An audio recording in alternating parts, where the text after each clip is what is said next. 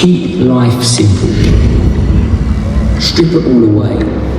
Go back to the basics, because ultimately, that's all that matters. Learn new skills. Get out there and try. You'll ask questions that will make you wonder how everything works. You start to open your mind and see the world in different lights. Then weirdly, the world starts to make sense. And begin to face your fears, challenging them on a daily basis. Have this urge, this need, this hunger to discover yourself.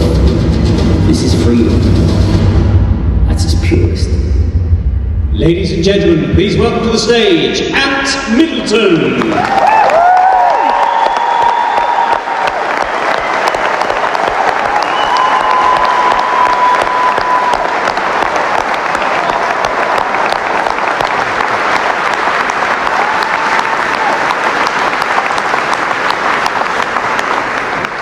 How you doing? You alright? How you doing at the back? Oh, I can see you. I'm a sniper. Who's the youngest? I'm looking for the youngest in the audience. Piss off. About 40, ain't ya? I'm joking, my lovely. Oh, there's a young man there. Young man, how old are you? 12. What's your name? What? Corey. Corey, I've got a job for you tonight. Okay. Now, I always talk about bettering myself, and I try to do that on a daily basis, and I'm trying to do that right now. I'm trying not to swear. Corey, that's fucking hard for me, mate. So what I want you to do, every time I swear, I want you to count, and I will donate every time £5 to a charity of your choice. Deal?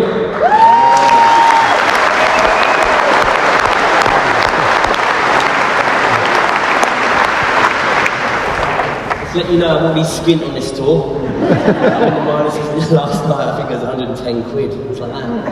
I swear they see me off every single time. Young man, don't see me off, okay? Be kind.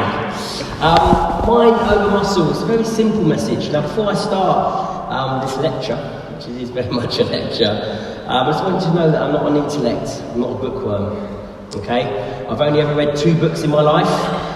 One of them was called First Man In. I had to do that. And the second one's called The Fear Bubble. You can buy it out there. No, but on a serious note, I'm not an intellect, I'm not a bookworm. I come from the University of Life. I'm an extreme doer. Now, I do. Exposure, repetition. And 9 times out of 10, I fail what I do. I'm not scared to dust myself off and crack on.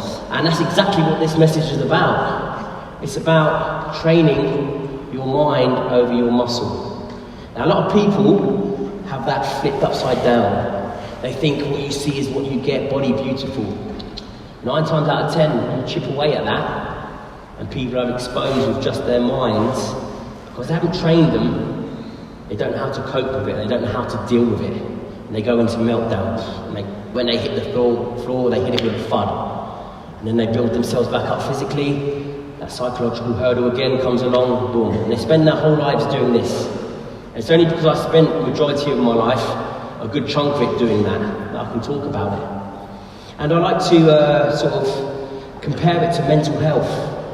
You know, because you can't see it, does it exist? Yes, it does. It's like that with our minds. We can't see it, therefore we neglect to train it. But we train what we see. You think what you see is what you get. And again, it's only because I've been there time and time again, I've done that. I've realised, wow, I need to start training the most important tool that the body possesses. And the most important tool that the body possesses is the mind. However, we have a horrible tendency of separating body parts. And what do I mean by that? You know, just through the language that we use when we say, I have a body. It really frustrates me when people say that. I'm like, who the hell are you talking to? Who has a body? What, your head has a body? You don't have a body, you are a body. This is your body. And this is the sharp end of it.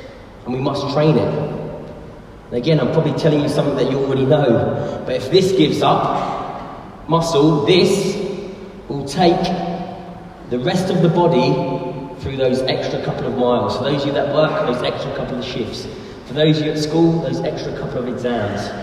However, if this gives up, the rest of the body will follow. And again, it's only through extreme experience, having to hit that deck so hard, that I can talk about that. I talk about it in my book, First Man In, I talk about feeling all godlike and all, you know, I feel like I can control time. I don't feel all godlike, all high and mighty above everyone else. That's not what I feel like. I feel all godlike because the moment I go through that door, my body is firing on all cylinders at exactly the same time in perfect harmony with itself. The body as it should be. And that's how it feels all euphoric. That's when I think I can control time and everything sort of slows down. It's because the body is operating exactly how it should. And once you have that feeling, that's the feeling you chase time and time and time again. And that is exactly how the body should operate. Okay, don't worry, I haven't had some spiritual awakening. I'm just woken up and going, hey, the body is as one.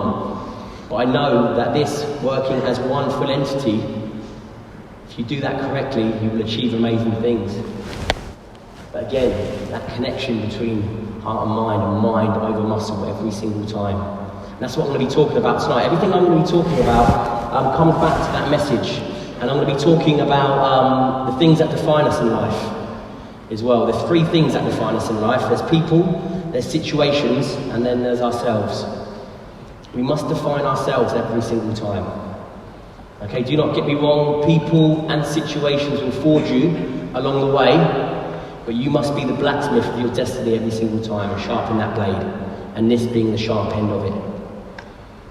I'm going to be talking you through, the first half is very much going to be SAS, Who Dares Wins, and this series of Escape that I've done, because I'm going to be talking about Series 4 and Escape, and the whole second half is about Mount Everest, about me taking on the summit of the highest mountain in the world, and also fear. I'm going to be talking about fear in the second half, how I've trained my mind to deal with fear, and how I use it now to my advantage. And this first half is going to be about failure, but how I've trained my mind to deal with failure and look at it as learning. Again, this process of training your mind. People say to me, Anne, how do you train your mind? Well, I'm going to show you how. So let's kick it off with SAS, Who Dares Wins.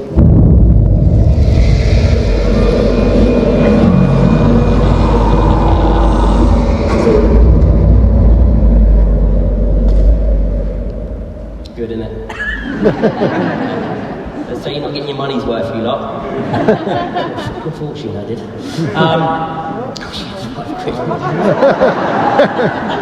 You can have that one, young man. There you go. SAS, Who Dares Wins. Now, this is a prime example. What I love about this show is not only am I looking for this in a recruit, but this is how everyone should really tackle themselves. And again, this is just a massive sort of lesson on how important that mind over muscle works. And do not get me wrong, they come hand in hand. Okay? But remember, once this gives up, the rest will follow. If this gives up, muscle gives up, that will just drag it that extra way through. And boom, you'll get to where you need to be. Now, when Series 4 came up, I remember the producer came up to me and went, Anne, the role now is open to male and female. All combat roles in the military, including the SAS and the SBS, are now open to male or female. Do you want to do the same with Series 4? I remember thinking to myself, do I want to do the same? Do I want to be the guinea pig for that? No, everything was telling me no. Everything was telling me to steer away from that. History, the lads, everything was like, no, just leave it alone, don't even go there. And then the producer, she said one thing to me. She could see that I was umming and ahhing about it. And she said to me, Anne, what are you looking for in a recruit when I say Who Dares Wins? And I said to her, I'm looking for an all-round, balanced individual. That's what I said to her, an all-round, balanced individual. And when I said that, everything just went out the window. I thought, you know what, I'm going to tackle this head on. Because that all-round, balanced, that final word, individual, doesn't matter if it's male or female. That sort of allowed me to put everything aside and think, right, let's tackle this and let's get on with it. And here's a little recap of Series 4, SAS Who Dares Wins.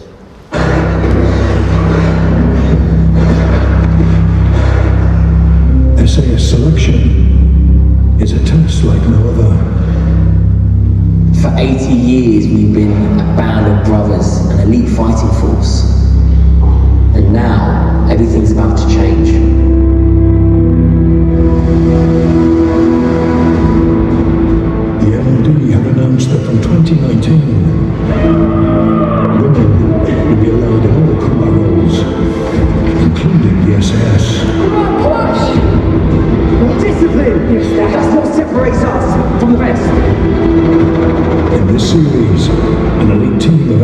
Forces soldiers.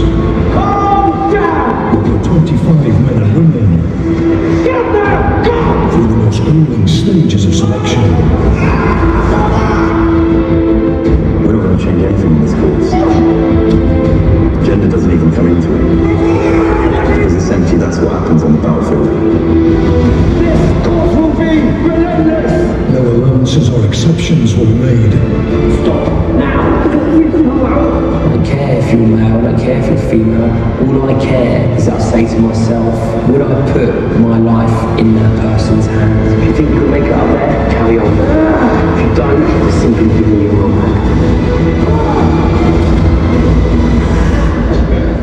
No other test asks as much.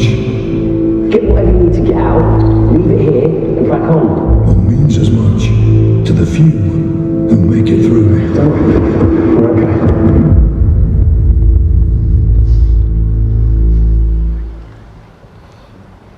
Now I'm going to give you the opportunity here to stitch your partners up, okay? Who has a partner that sits at home, watches this with a fucking bag of popcorn, right? And goes, I can fucking do that. I'm waiting, come on. 1, 2, 3, 4, 5, 6, 7. Bloody hell, do you know what? When the series airs, it's so funny because I get Instagram videos, okay? Complete strangers who are sat there discreetly filming their partners going out and chatting a load of shit and like you know, brushing their bellies off with crisps and popcorn, okay? And then all I'd simply do is I'd just send back an application form and don't get any replies from there on in. So please keep the photos and the videos coming because they are priceless. And you might find yourself there. I'll do a montage next time I'm here. I'll do a montage with the pictures and videos. But when the series did happen, I remember just thinking, dude, just don't take gender into account. Just all-round balanced individual. Just treat them all as individuals. Wipe that slate clean. And the dynamics of the course did slow down. I remember when it all started, the dynamics were a lot slower. And who remembers the first episode when they came out 15 minutes late and I got them to pour water bottle over their head? I enjoyed doing that. Small freeze but it did slow down, but it funnily it worked. And what I mean by that is they came out, yeah, they were 15 minutes late from their first shout, but they were all correct and present. I remember thinking, wow, I don't have to send anyone back. Well, in previous series, I'd shout them out, they'd probably be out in 5-6 minutes. I'd have to send someone back for their water bottle. I'd have to send someone back because they're not dressed correctly. And ultimately, the whole group, when they were correct and present, was probably after 12-15 minutes anyway. So even though the dynamics sort of slowed down and they changed, it sort of worked. It's sort of having the same effect. And then the boxing came up. Now, who remembers the boxing? Who remembers Louise, number 21, the midwife? Oh, I asked for a volunteer, she came skipping out. I said to her, pick an opponent. She picked Nathaniel, the boxer. Now, when she done that, I just thought, fair play, this girl can probably have a go. And normally I let a fight go on for about 2 minutes. If someone's getting their ass kicked, probably about a minute. Okay, but when I started this fight, Nathaniel went ding ding, and Louise hit the deck. And I remember just picking her up, and she was crying, and I sort of threw her back into the lion's den. And then 2 seconds after, ding ding, Nathaniel hit her again, she hit the deck again. And I was like, this was after about 10 seconds, and I remember picking her up, and she was crying again, she had all the scar running down her eyes. And I threw her back into the lion's den, and then, on a serious note, after about 30 seconds, I was like, right, I've seen enough. And I stopped the fight pretty quickly. And fair play to her, you know. She picked Nathaniel and she had a good go at it. And when the episode aired, I remember I got quite a sort of split feedback. 50% were like, how can you chuck a woman into the ring with a man? I'm like, I didn't fucking pick her. He did. And then the other 50% were sort of like, yeah, you know, this is what the realities of war are like. You know, this is what's going to have to happen if we are training for the horrors of war, which we are doing. Ultimately, we're training our minds that yes, it is physical, but you're expected to be at an athlete plus standard of fitness when you go on selection. That's a given, so forget the physical side of things. It's the psychological side that you have to deal with. Are they prepared to deal with the horrors of war? You know, to what they see, what they have to do, what we've done, what we have to lock away. Can we flick that switch on and off? Now, when the series did air, there was a picture that came out, and underneath it had the face of equality. Now, I remember looking at that and thinking, do you know what? That is one side to it.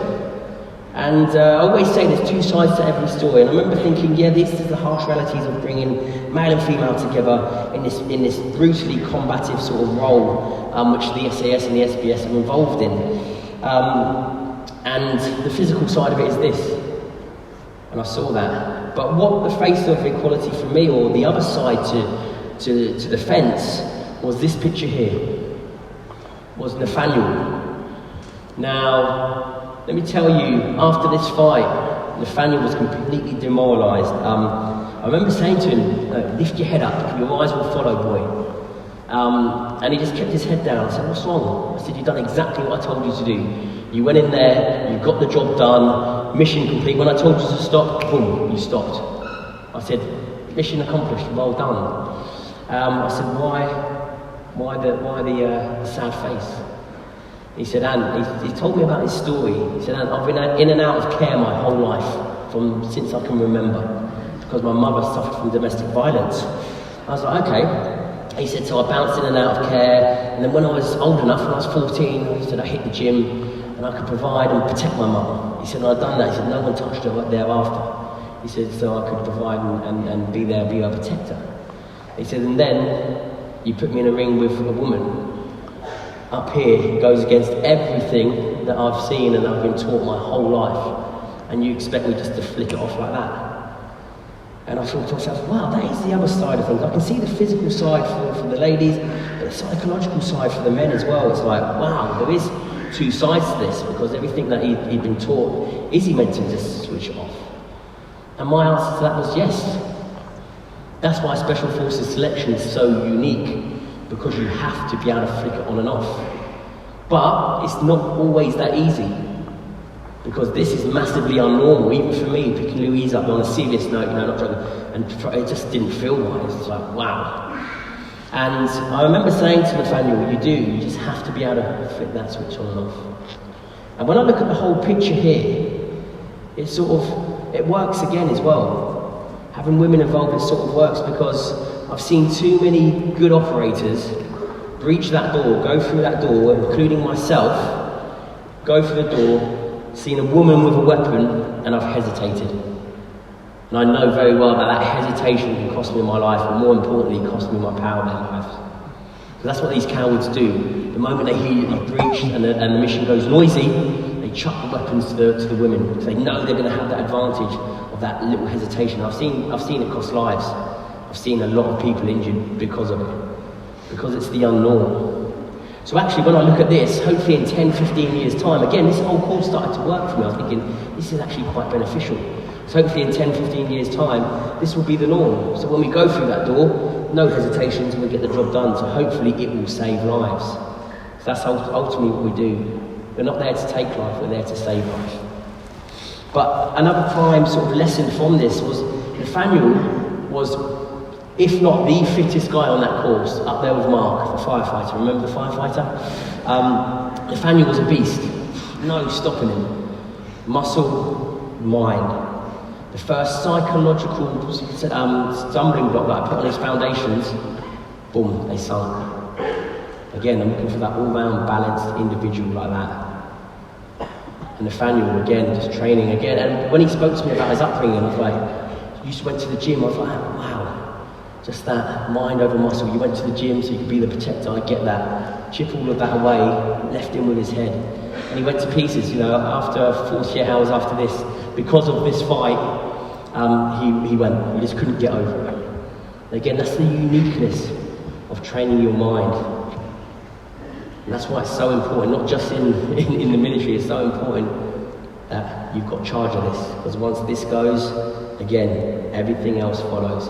This is just a more extreme version of it, but scale it down to your life, scale it down to your work, scale it down to your school. It's all relatable. And that's why this message is so powerful. If you can flip that and mind over muscle, then obviously you'll have an advantage in life. I promise you that every single time. Now, who remembers James, the Rupert? Yes, the Rupert, I loved him. He was obviously a very posh guy, come from a very well-educated background, fed with a silver spoon up his arse his whole life. And the reason why I called him a Rupert is because he fitted the stereotype of an army officer. Okay? Army officers, we call them Ruperts. But 9 times out of 10, an army officer's name is Rupert. Any army officers in here? Yeah, fucking Rupert's hiding around here, isn't he? So there's nothing derogatory, it was nothing, it's just a bit of military banter. And he was, again, you know, he was a great guy, and a lot of people had their money on him. Even I allowed a little bit of hope for him. I thought to myself, wow, he's going to go 5, probably to the end. Louise, another prime example, number 21, the midwife. I guarantee you a lot of people had their money on her. And who remembers Vicky, number 12, the CrossFit girl that nearly drowned? Remember her? She's like, I can't swim. I'm like, I can now. And then I was like, fuck, she can't. I remember just seeing a couple of bubbles and I was like, I'll wait until she pops her head up, and she didn't. I saw a few more bubbles and I was like, right, someone jump in and get her. I wasn't going to get wet. She is another great, you know, these three were very sort of powerful. What you see is what you get. That old expression, you know. And I sort of allowed my mind to think, wow, they're going to go to the end. I'm going to show you a clip from the interrogation. And the reason why the interrogation phase is so important is the best hidden secret of selection. You think, I'll go into there. They are so clever at what they do. I came out there, I didn't even know my own name. Okay? But what it's designed to do is completely strip you down physically. On the run in Scotland for 5 days, hallucinating, nothing physical I had. And then from the off, boom, they leave you with just your mind.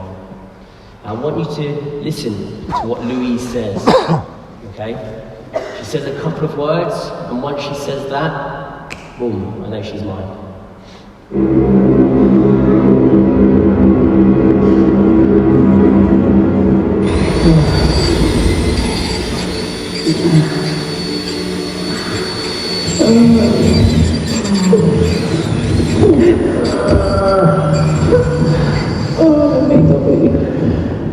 Just 4 hours in, the stress has proved too much for number 17.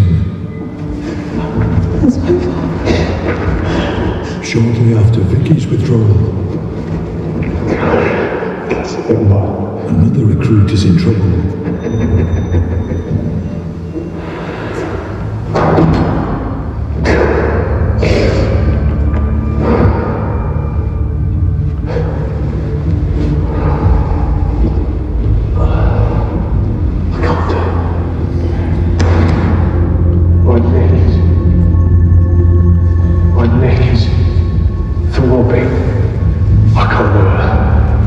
Once recruits have VW'd, they are allowed a phone call.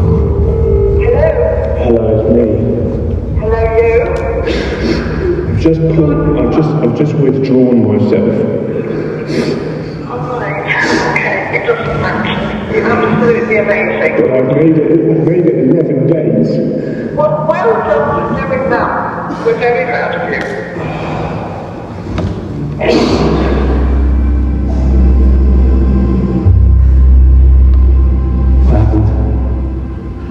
Gosh, my limits really. I couldn't do any more than that. I just want to go home. You've done pretty well, haven't you? Yeah, I feel a bit disappointed really.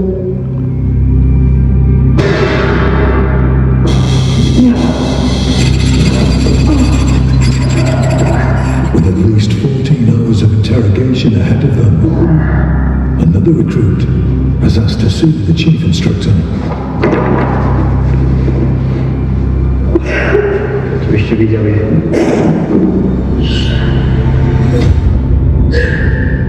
Number 21, Louise, is the next to withdraw from the course.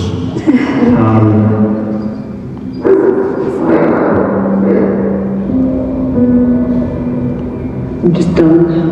My head's done.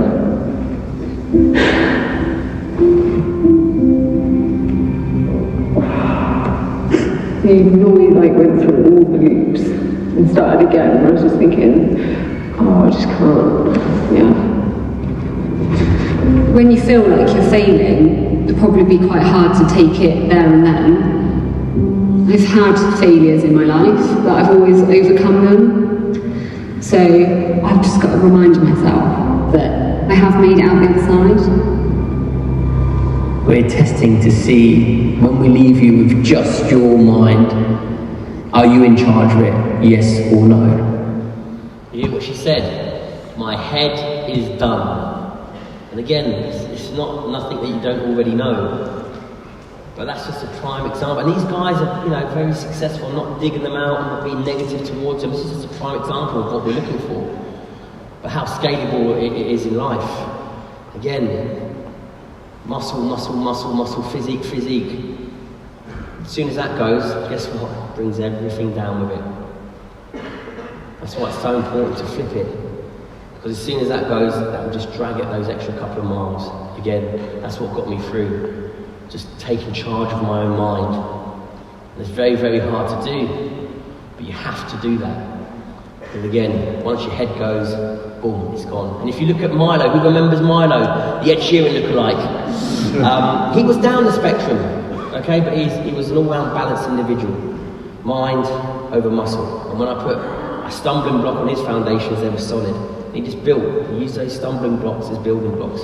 You could slowly see him through the course. It was visible through the course. He just built up. And the same with Mark. Mark was just up here. Mark is one of the few people that, if he actually went on selection right now, he'd probably give it a good crack. And that's saying something. And that's why it's so important that we do that. But what Louise said, a lot of people, it gets to their head because they fail. They think they're a failure. It's all a learning curve.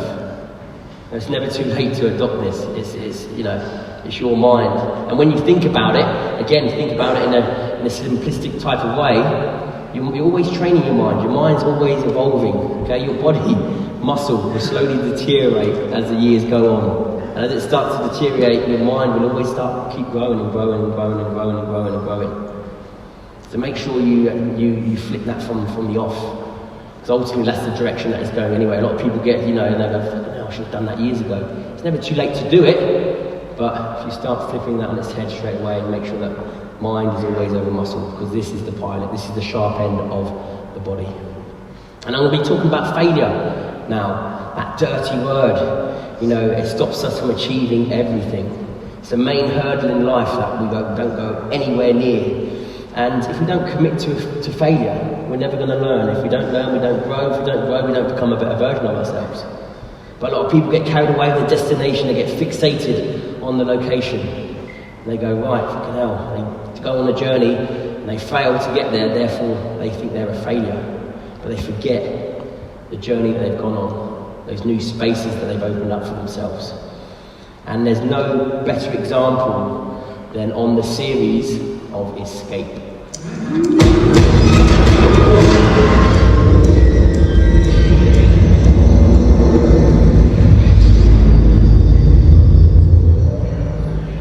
Who remembers Escape? No one? No one? Fucking hell. You're the first lot that have gone silent. There's either shit. That's my fucking favourite series. Jesus, no one saw it, honestly. 1, 2, you're just teasing me now, aren't you? Well, listen, I might as well go straight into the recap. This is Escape.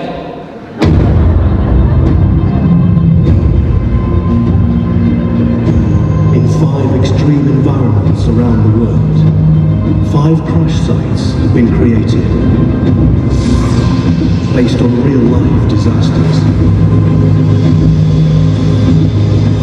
Proper carnage, isn't it? In each each location, a team of elite engineers will attempt to overcome their surroundings. Man, how long do we carry on in this? And build a vehicle out of the wreckage, capable of transporting them back to civilization. It's not going to be counted. Every minute and every hour counts. With former Special Forces operative Ant Middleton to guide them. It's my job to keep you guys alive, so you can build something to escape. And only the tools they can scavenge from the debris. I'm trying to get home. This is what we've got. We need to get moving. They must use all their skill and ingenuity to flee the crash site. I don't look at stuff and think, what could go wrong? No one seems to have been that concerned about that. Before their food and water run out. The easiest things we could do is went like a tank. We don't want to do the easy way. We will suffer when we get out there. They are amongst the sharpest engineering minds in the UK. But do they have what it takes to tackle the ultimate engineering challenge? I'm scared this could go wrong. 3, 2, 1! And escape.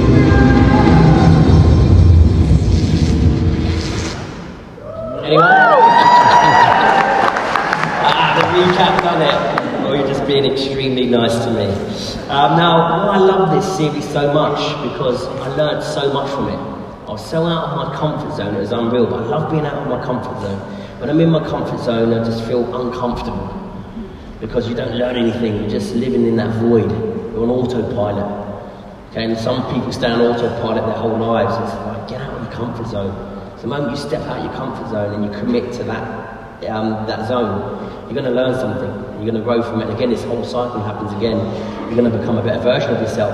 And when they said, Ant, you're going to take on a team of 5 engineers, we're going to put you in a crash site, and you're going to have to build a vehicle to escape. And I thought to myself, well, I'm not an engineer. But I do believe that I can grab any team and sort of mould them into what I need to get the job done. Pretty much like mutiny. When I've done the mutiny on the Bounty, I wasn't a sailor, but I knew that I could keep them alive, and that ultimately I had that sort of bigger picture where I could use all of the tools I had, i.e. my team members, to get the job done. Any engineers out there? Yes. First one that's ever answered that. Right, you sir. Are you trying telling an engineer that their idea isn't the best idea? Oh. Now, I didn't know this, but there's all types of different engineers. There's electrical engineers, mechanical engineers, aircraft engineers, maritime engineers, training. I could go on and on and on. And what? Royal engineers, I love that. Yes, Royal. I'm going to keep that for the next one. Thank you. Brilliant. And they all have one thing in common. They're all highly intellectual individuals. They plan and plan and plan and plan to execute the best they can. If you look at engineers that build bridges or tunnels, for example, they can't afford to fail, because the moment something goes wrong, it causes devastation, it costs lives. So they have everything at their disposal to plan. Planning and preparation to get the job done, no mistakes. So I knew straight away that I was going to have to deal with failure, because these guys aren't used to failing. So I thought to myself, that's something I'm going to have to manage as their team leader. And also individuals. Again, there's so many different engineers, and they've all got their bright ideas, and trying to mould them together, I knew it was going to be very, very hard. So I thought to myself, just concentrate on moulding this team of individuals into one team and dealing with failure. Because the episode that I'm going to show you, we're in the jungle. Now, everything in the jungle wants to eat you, bite you, scratch you, drown you, whatever it may be. Everything is against you, even the canopy. The canopy is just low, it almost swallows you up. 100% humidity. It's a horrible environment to operate in. You step into the jungle, some people freak out because they can't breathe, let alone having to operate at a high standard in there, or to survive in there. Survival alone is horrendous. And that's why we have it on Special Forces selection. We do 4 weeks of the Brecon Beacons and 6 weeks in the jungle, because it is the harshest environment to operate in. And I know some of the best operators, some of the best soldiers that got into the jungle, the elements have got them straight away, and they're gone. And I knew that this was going to be the case for the engineers. No planning tools, no workshop. going to be a case of they're going to get in there and think, what the hell is going on? And when I got them in the jungle, and I got them in a group, I sort of discussed it. I told them who I was. I'm your team leader. I'm going to be keeping you alive, feeding you, making sure you've got enough water, looking at the bigger picture, and also being a manual labourer for you guys. So you just use me as you will. But ultimately, I'm going to make sure that the team is kept alive, so we can build something to escape. And as I was talking to them, you could see them all looking around at the crash site. So I thought to myself, right guys, you go off and see what we can build, because we need to come up with a build within the next couple of hours, because we need to get going before we run out of water and food. And my sort of first test, when I said, right, off you go, I was hoping someone would grab the team and go, right guys, let's go off together. But no one did. They all sort of shot off in their own directions. That's when I thought straight away, right, they sort of proved me right from the off. And when I called them back in after a couple of hours as well to see what they'd come up with, again, they came in from all different directions. They weren't really talking to each other. And to come up with the build, it took another 2-3 hours before they had this massive conflab between them, and there's 2 ideas going around, but we managed to come up with one idea. We needed that one idea to crack on with the build. So everything was sort of proving me right, that failure, they were looking at and staring that in the face, and also trying to build this team of individuals into one team. This is the build after a few hours that they came up with. The plan is to create a boat using the roof of the old bus, turning it upside down to create a makeshift hull. The engineers intend to resurrect the engine of the motorbike and figure out a way of using it as a form of propulsion. But before they can do anything, they need heavy-duty tools to cut the roof off the bus. Right, this is what we're going to build. Let's get cracking. With an ambitious build ahead of them, the team retreats up the riverbank and makes camp a safe distance from the water's edge. At the moment, we really need to make the do for tonight. It's going to be a miserable, cold, wet night. I've just cut out the bottom to let the water out. As long as your main core is off the ground, your body heat's not going into the ground, you'll stay half warm. To conserve body heat in the jungle conditions, the engineers build a communal bed. We've got to try and get fibre, haven't we? Yeah. It's not the best bed in the world, but yeah, we're getting there. I think we just all rest today. Even if you get like 10-15 minutes. But 30-year-old electrical engineer Ed has his own ideas. The thing I don't particularly like about that idea is that we haven't raised ourselves off the ground. We haven't got enough time. I'm going to lay my cards on the table. I'm going to have my solo shelter here.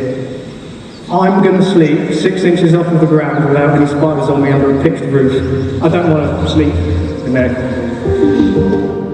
Oh, it started already. Old Pirates of the Caribbean there, Ed. Now, as a leader, not just as a leader, but as a parent, as a team leader, whatever you want to call it, I always let people learn from their mistakes. I always let enough rope out for people to trip up on. I never let enough rope out for people to hang themselves, because that's irresponsible and should never be done. But I always believe that you should make the mistake, therefore learn from it. Because if you don't make mistakes in life, again, you don't make anything. So when Ed said that, as a team leader, I could have been, no, you're staying in there because, body heat consumes us to keep us alive, keep us warm. But I thought to myself, just let the rope out. And I did. We literally had about 10-15 minutes of light left. So Ed didn't build anything. He just ended up sleeping on the floor, probably about 20 metres away from us.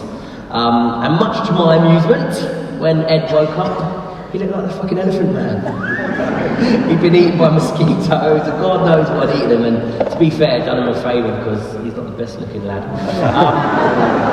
But I can remember him thinking he was scratching and sort of flicking his hairs really sort of in a bad way.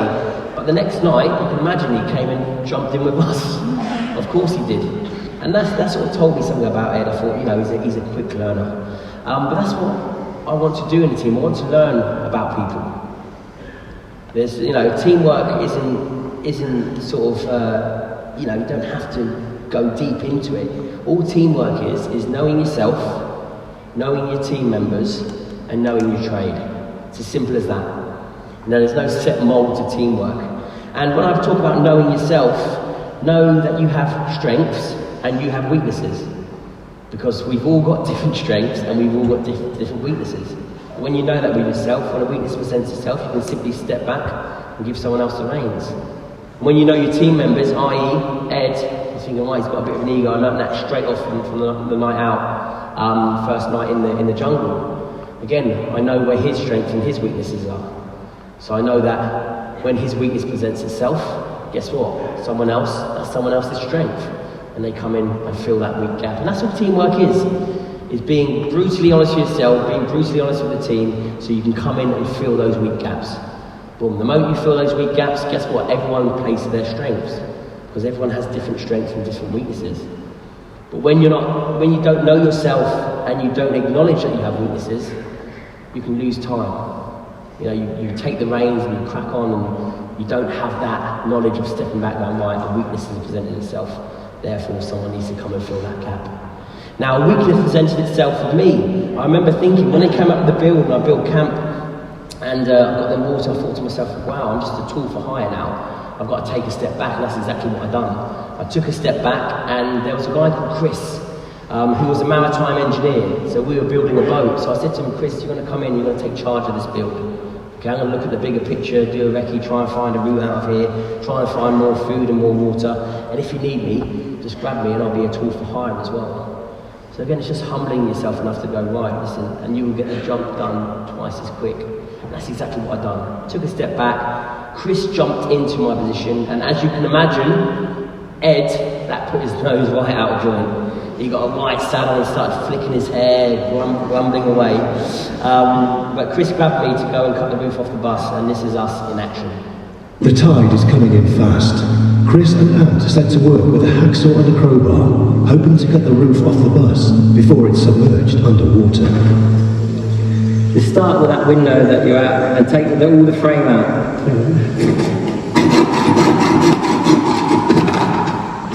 One done already? You alright? Yeah. Sure? Yeah. Bleeding. Oh. Shit.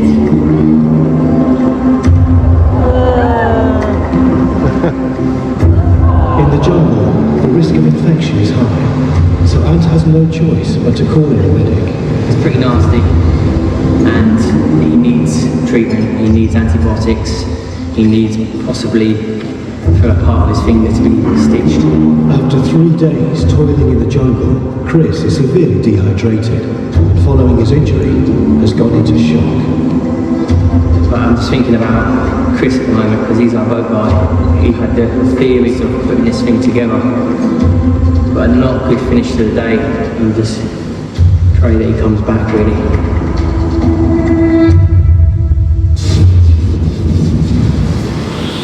Pretty nasty, right? When that happened, I said to him, you've got 9 other fingers, just crack on. No, I didn't. I saw it, I was like, medic. That was pretty nasty, but I remember thinking, wow, you know, not only are we staring failure in the face by being in the jungle, but a negative situation has now been put on top of a negative. Now let me tell you one thing, and again, you probably already know this. You cannot tackle a negative situation with a negative mindset. Fact, I've been there too many times and I've always ended up the same result. I'm in a prison cell, bloody drinking heavily in a fight. Every time I tackled a negative situation with a negative mindset, I ended up down very, very, very quickly. So I made a concerted effort to think, right, negative situation, positive mindset. And the only way you're going to counter a negative situation is with a positive mindset. When I talk about training the mind, when I say you must train the mind, people say, how do you do that? I trained my mind to tackle everything with positivity. And that took me years to do that. I made a concerted effort to think, acknowledge the situation for what it is. Negative situation, well, I've got to think positively. Negative situation, positive mindset. Negative situation, positive mindset. And as you do that over the years, boom, something clicks into place. You start thinking with a positive mindset in a positive headspace. And that combination is a winner. There's not much that phases you. I'm not saying you become invincible or you're scared of nothing, but there's not much that phases you. And I've trained my mind to do that over the years. And now I tackle everything with a positive mindset, in a positive headspace. I don't have to think negative situation. I've got to think positively, but I'm not necessarily in a positive headspace. I've trained my mind over the years to do that. And And I can almost have the matrix of negativity come at me and I can bat them off and pick out any positive from it. And that's exactly what I've done with this situation. I remember the moment I got told that, what's his name? What's his bloody name? I've forgotten his name. Chris. The moment I got told that Chris wasn't coming back, I can remember positive just jumping to the forefront of my mind. And that positive was Ed. I remember thinking to myself, fucking hell, Ed. And people are like, what do you mean, Ed? How was that a positive? Well, I knew that he wanted to jump into that team leader position. I knew that he was gagging to take charge. As soon as I said to Ed, do you want to jump in and be the team leader? You can imagine he skipped into place. He was flicking his hair, like, yeah. And he skipped into place. I went, right, mate, you delegate. And he went, and you grab the saw and go and cut the roof off the bus. So off I went like a good boy. I grabbed the saw and went to cut the roof off the bus. And he said to the three girls, he went, girls, you just stay there. I'm going to sort this out. And I can remember hearing that and just thinking, no, just let that rope out. Let that rope out. And that's exactly what I've done. I let the rope out, went to cut the roof off the bus. Now I spent about 2 hours trying to cut this roof off the bus. And after 2 hours I was exhausted. I sat on the top of the roof and I looked over the bank and Ed was there, sat there on the bank with a bit of metal in his hand and he flicked his hair. I wanted to fucking kill him. I remember sitting on the bus and I was like that. I thought I was having a stroke. I was like, I thought, Ant, just fucking breathe, grab the saw and continue to cut the roof off the bus. So I'd done that. I calmed myself down, took a few breaths and continued to cut the roof off the bus. I couldn't get this bloody thing off. And after about 5 hours of trying to do it, I remember just sitting there again, completely done. I'm like, I'm completely done. And I looked over the bank and Ed was sat there again. He'd done the hair thing and that was me, I just lost my shit. I remember jumping into the river like an angry crocodile, like and I thought to myself, enough is enough. And again, I talk about knowing yourself better than anyone else, being brutally honest with yourself. It allows you to be brutally honest with the situation and with other people. And as I got over there, I thought to myself, wow, this is a prime example of a weakness presenting itself. But Ed not acknowledging that he has weaknesses and insecurities and just going along with the flow. And ultimately losing 6 hours of our time. This is me getting to the other side of the bank and being honest with Ed. With no viable propulsion system for the boat, Ant is concerned about the lack of progress, so he gathers the team. Ed's not being a team player. It's one of those where I think he's so engrossed in his own personal little goals, he doesn't see the bigger picture. Should we just have a regroup? Ed, you've spent all night and we've still got no shaft here. And 2 seconds. I've got a funny feeling, Ed, that you don't really know what you're doing. Listen, we need to have plan B. What can we put together? So I was thinking something like this socket onto the pump spindle. Yeah, because you must have something else at the end of this. Yeah, somehow wedge the steering column from the 4x4 into the socket. That's perfect. It sounds like it could work. Yes, Nira. Right. Nira plans to fit a socket onto the water pump and wedge a section of steering column into it. The flat end of the steering column can then be connected to a sprocket attached to the motorbike engine.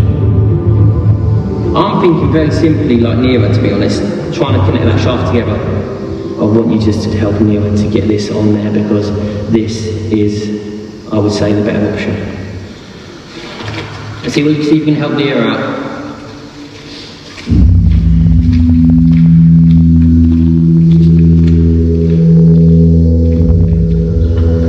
It feels like I have to come up with everything, which by proxy means when something doesn't work, it's then my fault. I wish I had an engineer who's the same as me or better than me, here right now. So we bounce ideas off each other. We can take a sit back, have a drink, look at it and solve it. I'm talking to my subconscious trying to solve this at the moment. And can.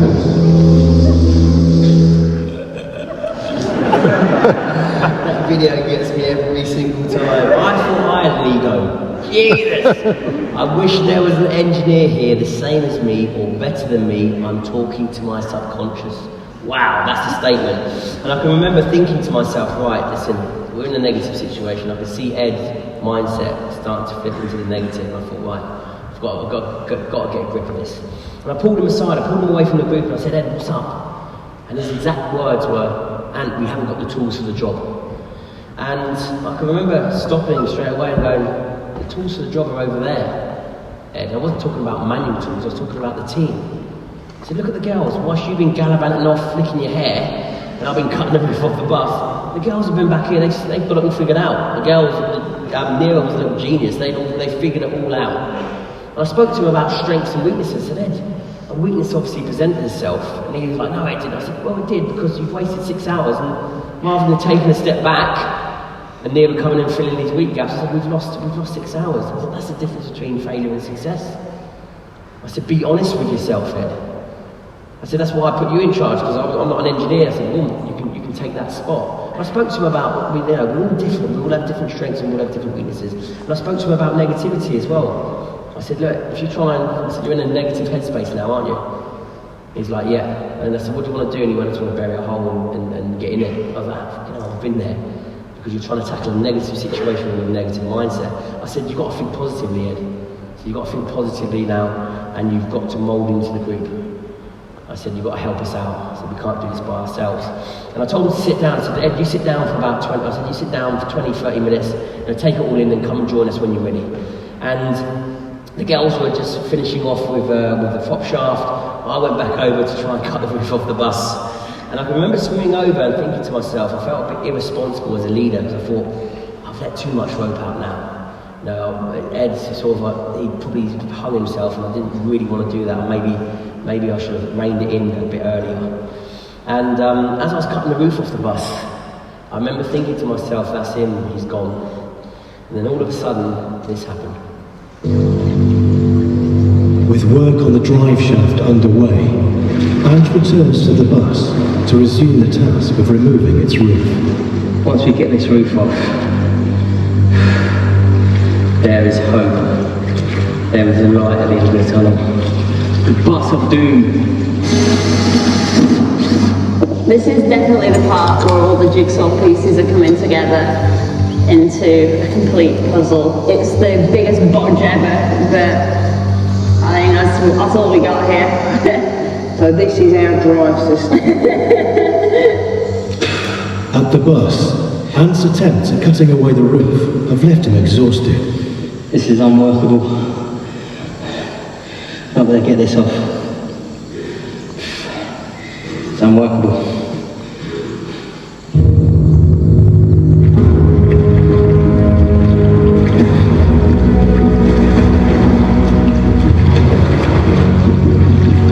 Hey, I'm really going to need your help this week. I can't do it by myself. What do you reckon, Ed?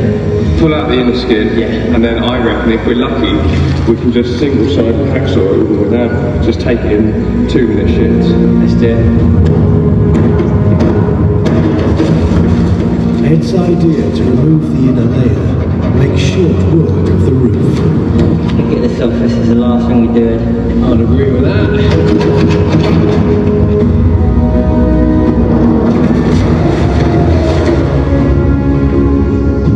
You can actually see that he's an asset and we need him. It's nice to achieve something today. There's a team.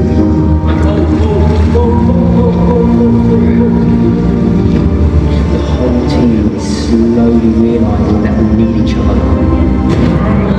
We've all got strengths, and if we trust in each other, we will get out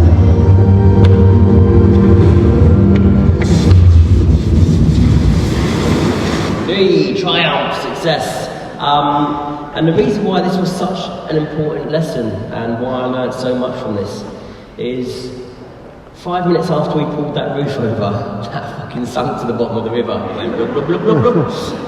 And we actually failed to get out there. We failed our mission. We failed to achieve what we set out to do. But what we learned along the way, because we committed to failure, was invaluable. When I got back off this, I said to Ed, how are you feeling? And this is a statement that he will stay with me forever. He said, Ant, I've learned more about myself in the 7 days I was in the jungle than I have since I've been on this planet. Wow. And when he said that to me, I can remember just bursting with pride. He's learned more about himself in the 7 days he was in the jungle than he has since he's been on this planet. It's because he dared to commit to failure. That dirty word that no one goes near. You think failure, if I fail, therefore I'm going to become a failure. No, the moment you commit to failure and you open up this new space for yourself, you're going to learn. And guess what? You're going to learn, you're going to grow, you're going to become a better version of yourself. And then you forget about the destination. You just go on this journey of collecting those 1 or 2% along the way that you've never been there before. It's about that repetition, exposure. That's what I've taught my mind to do as well. Not only have I taught my mind to think positively, but every time I look at failure, I don't look at it as that word. I look at it as I'm going to learn. I know that the moment I take it on, I'm going to open up this new exciting space for myself, and then I'm going to live in it for a bit. And I'm going to learn from it. I'm just going to keep taking layers off of it. But we get so fixated with the destination that we don't even commit. And when Ed said that to me, I just remember thinking, wow, that is just the prime example of taking on failure. That's obviously if you come out the other end. You know, if you end up dying, then you're never going to know about it, are you? So why not give it a crack? And that's what nearly happened on Mount Everest. I committed to fear, which I'm going to talk about in the second half, and I almost didn't come out of it. But again, I've trained my mind to not only look at fear, failure as learning, but to deal with fear as excitement. I'm going to leave you with a video from Mount Everest, and I will see you after the interval. Thank you. I've never ever felt like that before in my life, ever. Even in combat zones, even with bullets flying over my head. I've never felt so useless in all my life.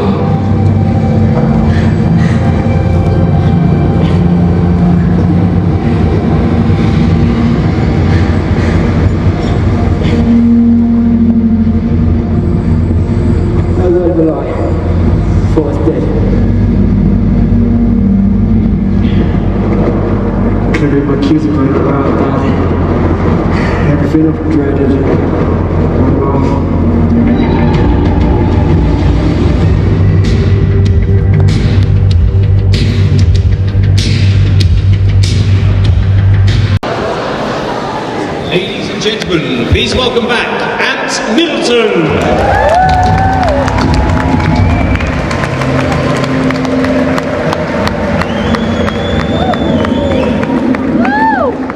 Corey, young man, come here. Come on, Corey. Hurry up. I'll kick your ass.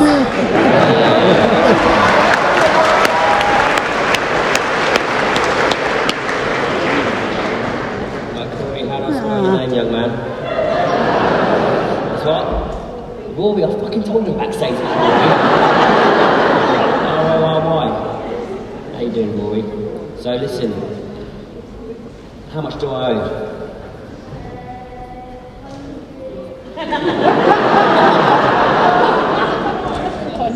Piss off, Rory. Listen, 125 now, isn't it? Listen, what charity? Help for Heroes, 125 quid.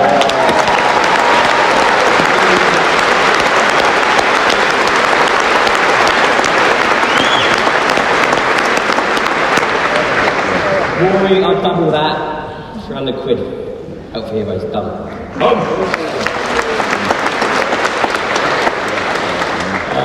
The reason why I've cleared my debt now is because I fucking swear a lot in the second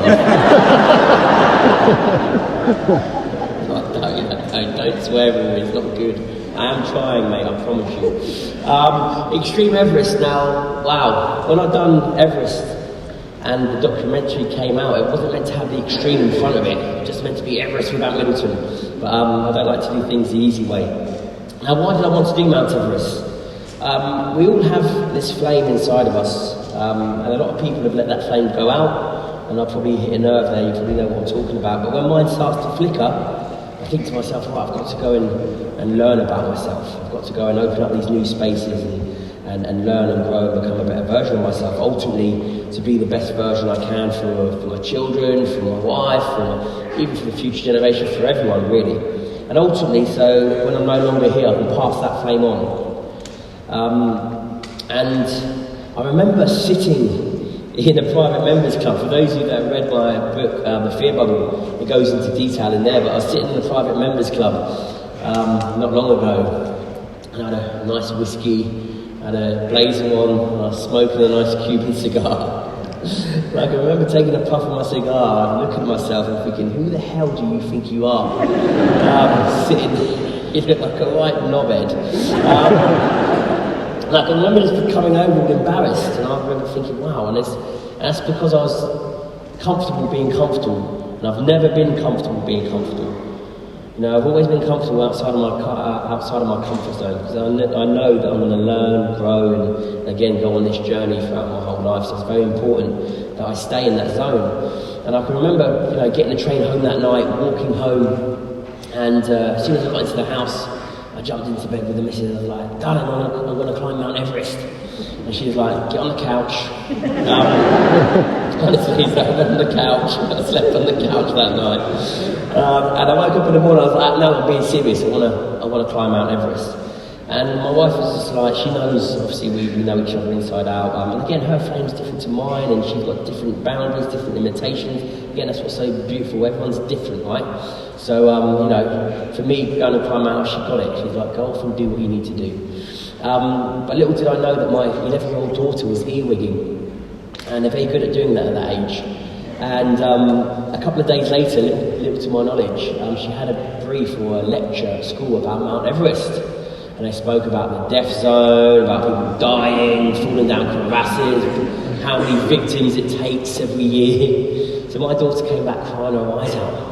So I went to the school and beat the teacher up. Normally I don't beat teachers. And I could just remember thinking to myself, should I be doing this? On a serious note, I thought to myself, right, look the effect that it's having on my family.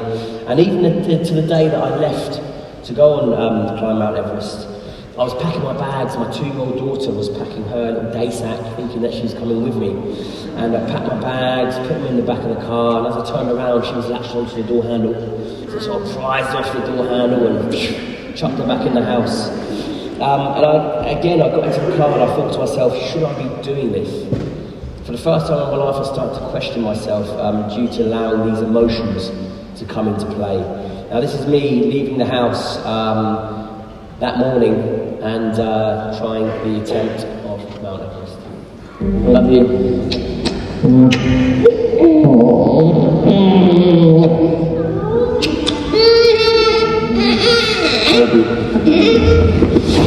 Former Special Forces soldier Anne Middleton is about to leave his family for 2 months and attempt to climb Mount Everest. I know, baby. I know. Love you, bye-bye. Even with the best possible preparation, climbing Everest is a high-risk activity. For every 17 climbers who have reached the summit, there has been 1 death on the mountain. Now, when I look back at that video, there's one thing that's really, really disturbing about it. They put me in a fucking Prius. I know, I'm just as shocked as you are. But on a serious note, when I got into the car, I thought, I'm only thinking this is a shit car. But I remember thinking, should I be doing this? And everything told me to get out of the car and go back into the house. Even when I got on the plane and flew to Kathmandu, to Nepal, I remember thinking on the plane, it's not too late for me to land, go out the arrivals and turn around back into the departures and fly home. But I knew outside of the airport there were 2 people waiting for me. One of them was Ed, my cameraman, and one of them was Dawa, my lead Sherpa, who I was going up the mountain with. So I thought to myself, do you know what, I'm just going to go out, introduce myself, and then probably have a discussion and, you know, massively thinking about turning around and not doing it. Now, as I got outside, I stepped outside, straight outside the airport, and I introduced myself to Dawa and Ed. And something happened during that conversation that took my mindset away. A distraction happened. And that distraction reignited this flame inside of me, almost as someone put petrol on it and it came to light. And it allowed me to just completely separate myself emotionally to get the job done. Whose phone is that? Come on. Whose phone is that? Who's it? I'm not, listen, I'm not fucking around. Whoever it is, you owe me 10 press-ups. And who's ever around them, I want to make sure that they do them. If they don't, give them a kicking. I know it's a trick. And I thought to myself, it's not too late to turn around. And a distraction happened, and I remember just thinking to myself, right, I'm here to get the job done. I'm very good at doing that. No distractions, separate myself emotionally, get into where I need to get into, get the job done, and get back to my loved ones. Now I'm going to show you the video of me arriving at the airport, and I want to see if you can see that distraction happening. And Everest expedition begins in Kathmandu, the capital of Nepal, where for the first time he meets Dalai Lama, the lead Sherpa who will guide him up the mountain, and filmmaker Ed Wharton. Nice to meet you, man. Thank you very much, bro. Thank you, man. Thank you, bro. You know what? It was painless. That's what I love to hear, mate. That gets me excited. Are you ready now? Yeah. Are you sure, brother? Yeah. Are you ready yet? I'm ready. Are you sure? Just the nerves hit him when I was flying over. I thought to myself, this is it. Can you see I get distracted there by some thunder?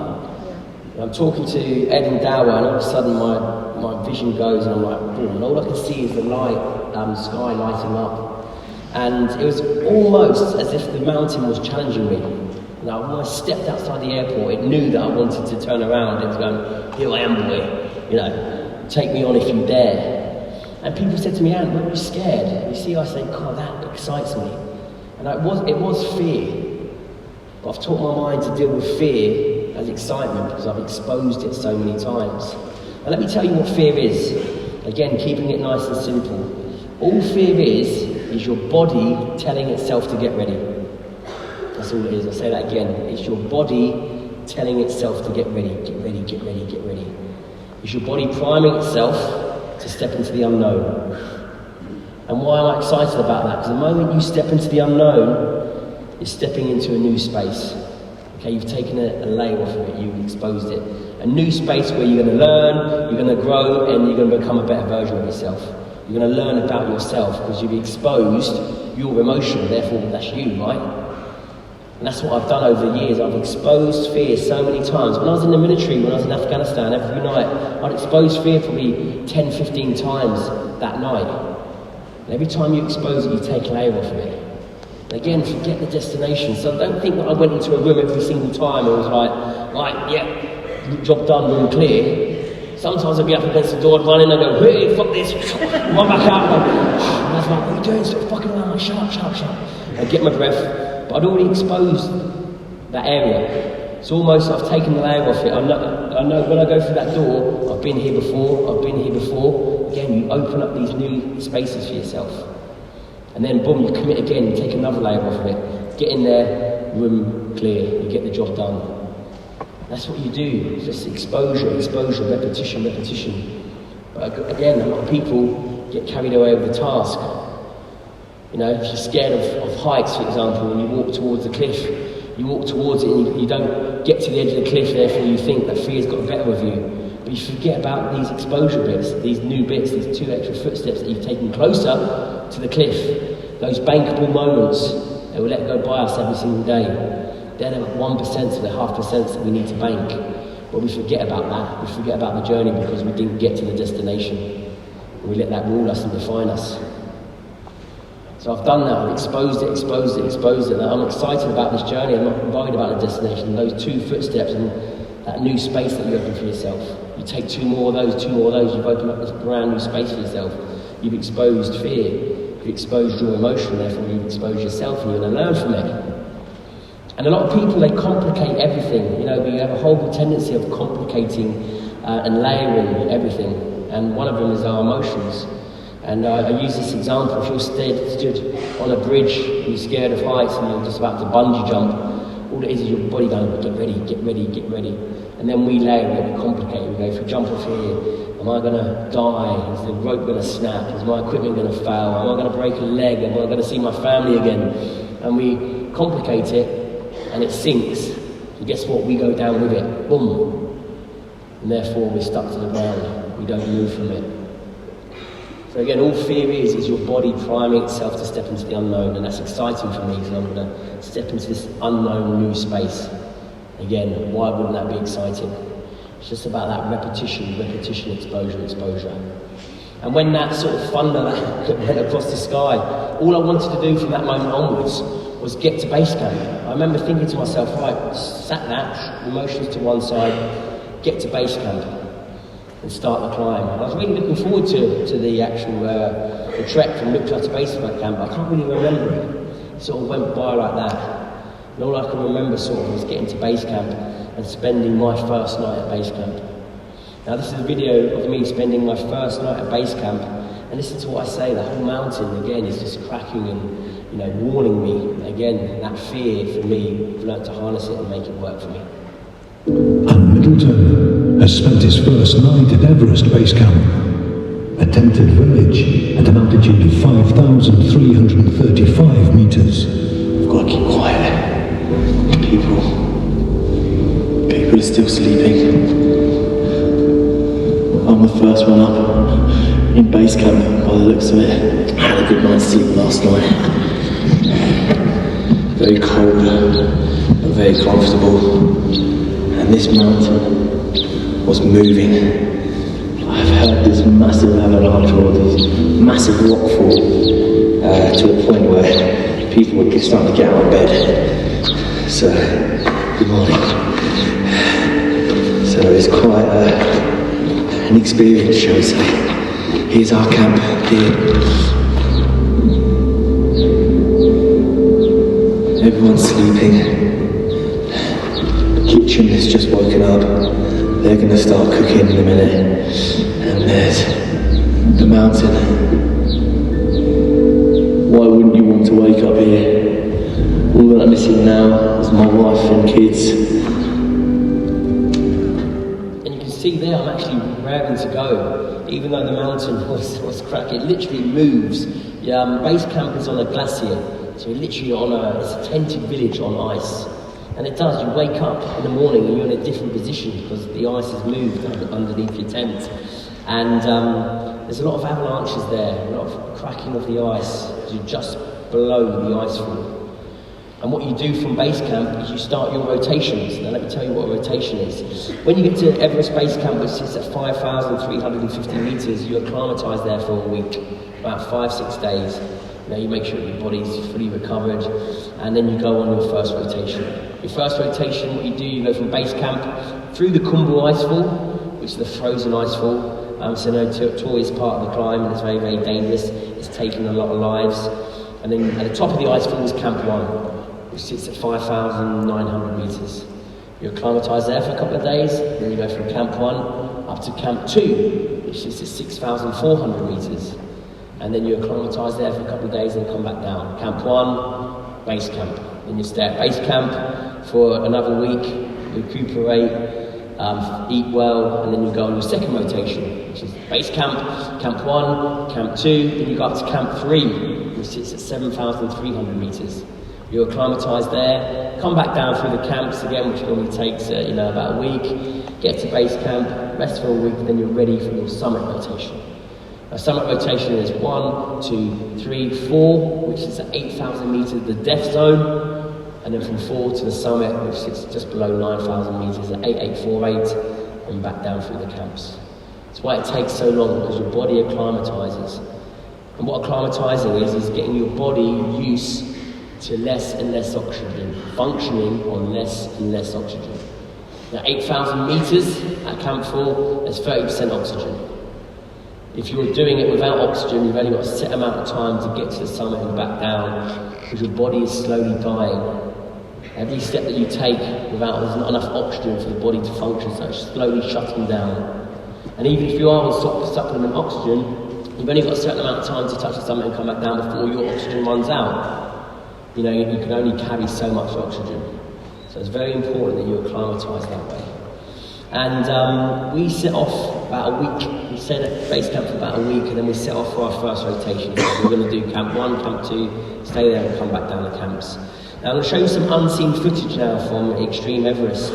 And this is us just arriving at the top of the Khumbu Icefall, about 200 metres away from Camp 1. The Khumbu Icefall goes up, it plateaus out a bit, and at the top of the icefall is Camp 1. This is us probably about 200 metres away, and then this happened. Shit. People like that. Guys, you want to start fucking moving.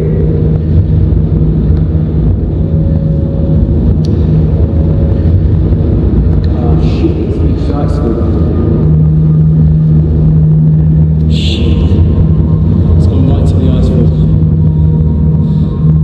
Still going, still going.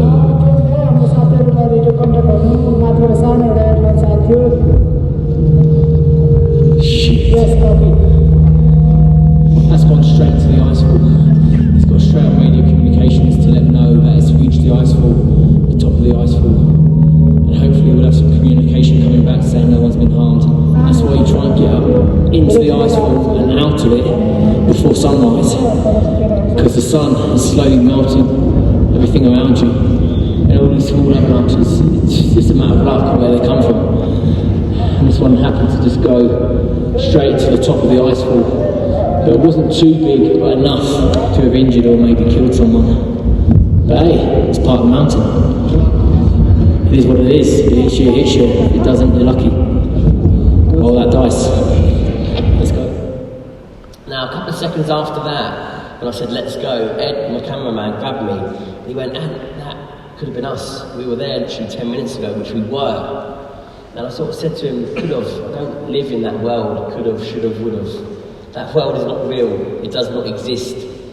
No, could have been, Ed, that wasn't us, we're here now, and we're going in that direction. And when I said that to him, he was a bit confused. He's like, but that, we literally just went through there, man, 10 minutes ago. And I'm like, Ed, don't live in that world is not real. What's happening now is real. I don't live in the past, and I don't try and predict the future, because they're two worlds that don't exist as well. What's happening right now is real. And he sort of was a bit, a bit taken back by that, and he just said, look, just follow me. And as I went to Camp 1, I talk about a situation defining people. That, you should always define yourself. You should always be be the blacksmith of your destiny and sharpen that sword. And when I got to Camp 1, I saw a couple of people, sort of running around like headless chickens. I said, I stopped and spoke to them. I said, I asked them, what's up? They said, did you see the avalanche? I was like, yeah, I saw the avalanche. They went, that was a big one, right? I was like, yeah, it was. They said, we're going down. I said, what do you mean you're going down? They said, well, we're going to stay here for the day, and then it's too dangerous. Bloody hell, we were in that about half an hour ago. We were at that same position. And I said, what, you're going to go back down the icefall? Where that avalanche was? Yeah, because we can't risk going up the south coast rotation. We have to go through that another 6-7 times before we reach the summit. It's not worth it. And I've got a family, etc. I said, look, it's up to you. So that situation defined those people. And the difference between a situation defining you and a situation forging you is this situation did forge me. But again, I talk about sharpening that blade every single time, because as I spoke to them and I was walking up to Camp 2, I remember thinking to myself, do you know what, I want to try and avoid that icefall at all costs. I've got two rotations in a summer rotation. I've got to go in and out of that icefall a further 5 times. So I thought to myself, if I get to Camp 2 and I touch Camp 3 straight away, then that will take a rotation out, and I won't have to go in and out of there, another 2 times. So the situation did forge me, but I made it work for me. I sharpened that blade every single time. And as I got to Camp 2, I said to Ed, we're going to Camp 3. Ed was like, and this is our first rotation, we can't go to Camp 3. And I said to Dower, look, are you ready to go to Camp 3? Dower didn't give a shit. He was like, yeah, whatever, let's just go on. That's all I needed to hear. I was like, Dower, I'm with you. And it's not a done thing to do, but I thought to myself, do you know what, again, knowing myself, better than anyone else, it allows me to make these decisions. I know where my limitations are, I know where my boundaries are, and I always like to push them. So we decided to go up to Camp 3, and don't get me wrong, it was horrendous. I got to Camp 3, sort of sat down, Camp 3, sort of acclimatised for 3 or 4 hours, and then made my way back down to Camp 2, Camp 1 over a couple of days, and then back down to base camp. And when we got back down to base camp, we'd done sort of 2 rotations in one, so we were well ahead of the curve. And I remember saying to Ed, right, that's us, we can do a summit rotation now. He said, Ant, let's just do another rotation. I said, what, to Camp 3? He was like, yeah, let's just touch Camp 3 again and come back down. And I'm like, Ed, we've already been there. You know, let's just do our summit rotation. We're well ahead of the curve, you know, we can follow the fixing team up, the Sherpa fixing team that fixed the ropes up there and fixed the summit yet. So I thought, listen, we can get up there and be the first ones to stand on the summit. And also what forged me were, I knew the traffic jams up there were really bad when people picked the good weather. If you saw the photos from Everest this year, you know, 200 people on that summit on that perfect day, I thought to myself, all right, we're well ahead of the curve, let's just go follow the fixing team up, even though we knew we were going to go through a storm, but I was willing to risk that to obviously leave the traffic behind and also try and stand on that summit, be the first ones to stand on that summit at the earliest possible window. Now this is us leaving base camp for our summit rotation that morning. After 4 weeks of preparation, Ant is ready to set off for his summit attempt.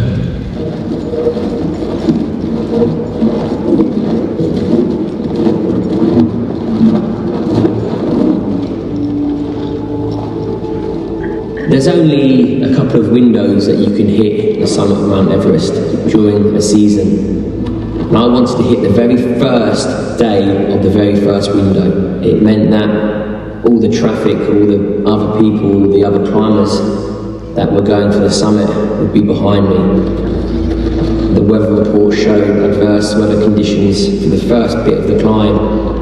I was willing to fight through those conditions to get the best possible window for the summit.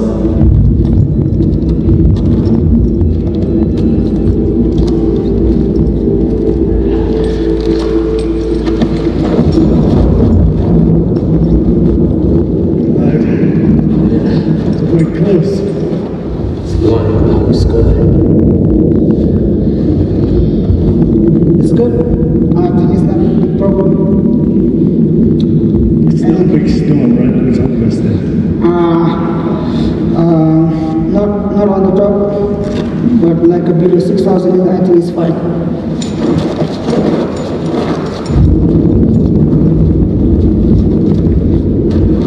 Quite exciting here at Crampon Point. The thunderstorm overhead. Just hear it boom. This is exciting shit, man. As the weather conditions continue to worsen, Ant's team meet a group of climbers who have decided to turn back. You're going down again, are you? Yeah. Because of the weather? Yeah, look, well, it's used to be there. I am mountain guide and I think I'm going down, it's my decision, yeah. Let's just push on. Bit of snow never stopped me. Happy, Ed? I don't know what this means for you. Don't think about it too much, mate. Just get your head down, crack on. Come on, Ed.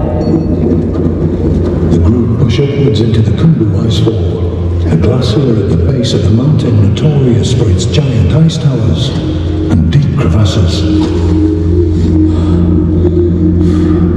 The weather's non-stop. It's not holding up. It's not granting us an easy passage, that's for sure.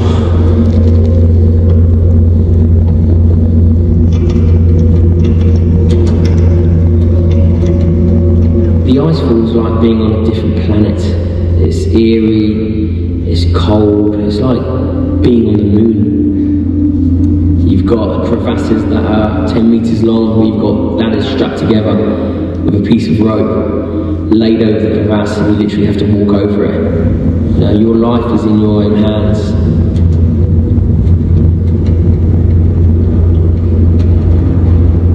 I've been in situations all through my career where you can't guarantee 100% that you're going to come home. And that was the thrill of war for me. You know, I went into combat knowing that I might not come home today.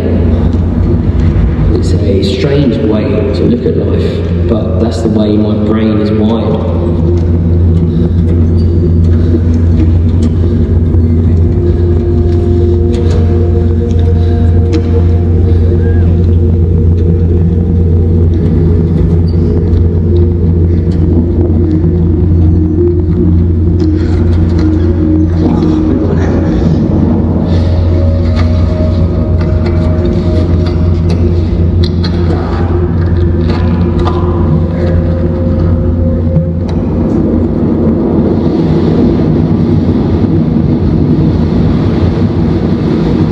winds have been relentless. My fingertips have been freezing, slowly draining the energy out of me. The winds, just that wind chill with the cold is an absolute killer. Last one covered on a crevasse. Got a bit of fit to join it. My fingers are getting too cold to feel.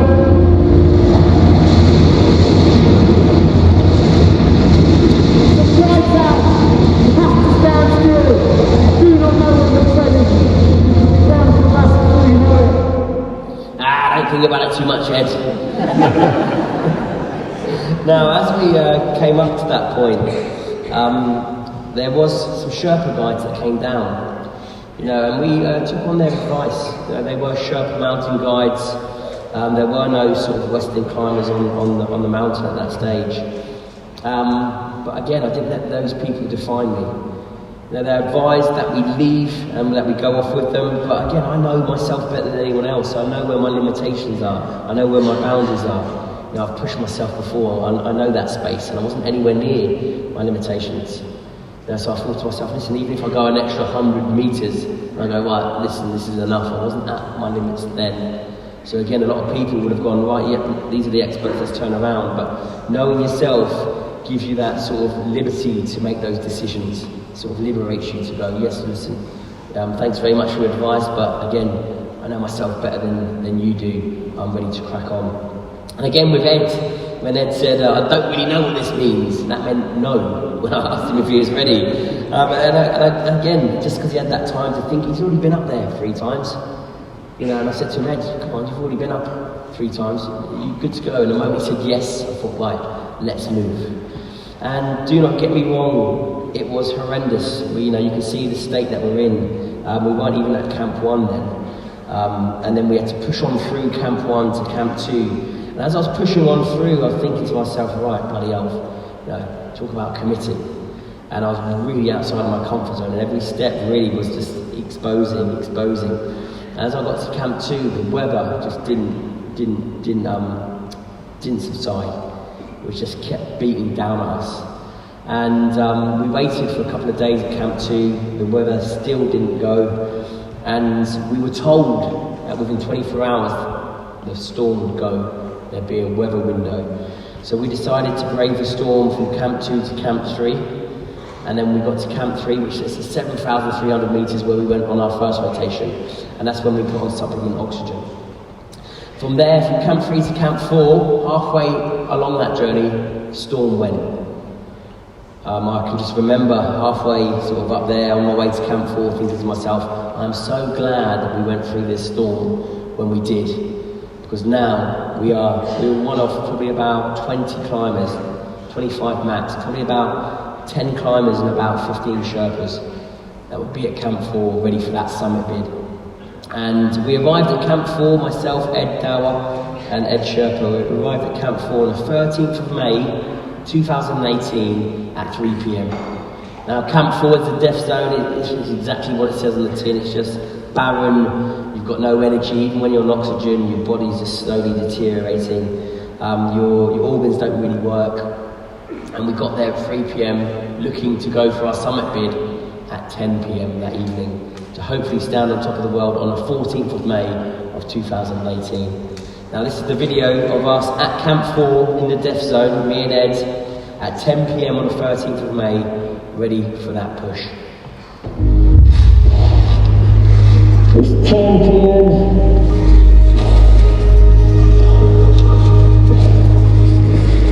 Which means it's summit morning. We're just getting ready now. By mid-morning, hopefully, we stand on top of the world. This morning, about 25 climbers set off for the summit. Most of the deaths that have occurred on Mount Everest have happened in this final section of the route. You prepare yourself for the death zone. You know you're going to be very near dead bodies. And when you see people that are still there, you know that this could be me. If I don't move and if I don't get up and down from this mountain, I could be where this person is. Before the sun rises, the temperature can be as low as minus 40 degrees centigrade. I can't feel my feet. If you're serious, you might lose your toes. Yeah, I know, I've been thinking about that, but I'm willing to make that sacrifice. You sure? Yeah. There's no way I'm giving up.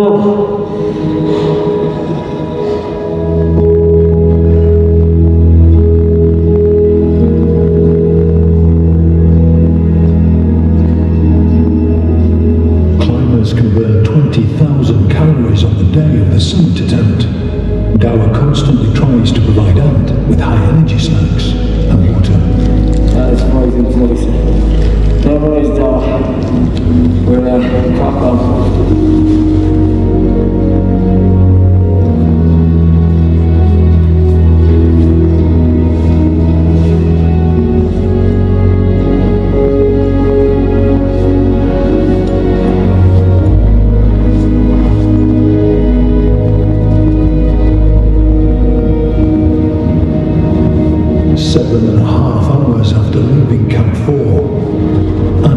The summit. 10 more meters.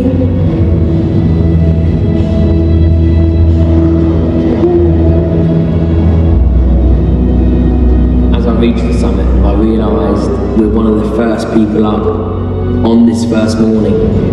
All that hard work paid off.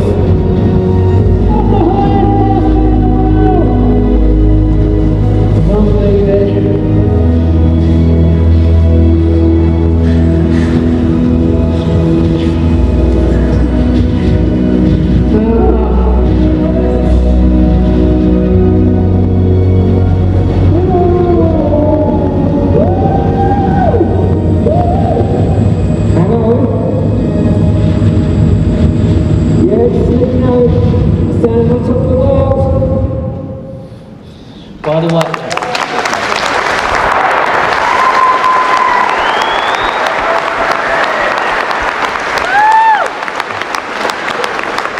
clap when he fucking died. By the way, that was a satellite phone, okay? When this aired, people are like that. How do you get a fucking signal up there?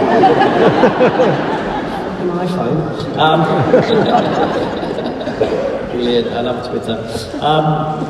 Now, I talk about sacrifice on the way up, and again, I got quite a lot of negative feedback when this aired about that. Now, when I talk about, willing to make that sacrifice, I'm willing to sacrifice a couple of toes to get the job done.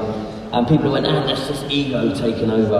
And I talk about knowing yourself better than anyone else sort of liberates you, and you can almost bat negativity off because people will want to define you by your weaknesses and your insecurities. That's what negative people do. They want to hit on a nerve, and we allow their 1% of negativity to completely engulf us and become 100% of us. That's what we do. They know us. But when you know yourself better than anyone else, it allows you just to bat that away. Because when people say, I'm willing to sacrifice, of course she was. I'm like, don't talk to me about sacrifice. If we go back 7-8 years ago, I was willing to give the ultimate sacrifice to get the job done. I was willing to give my life every time I kicked that door down for Queen and Country. I was willing to give my life for my pals, for my uppos. So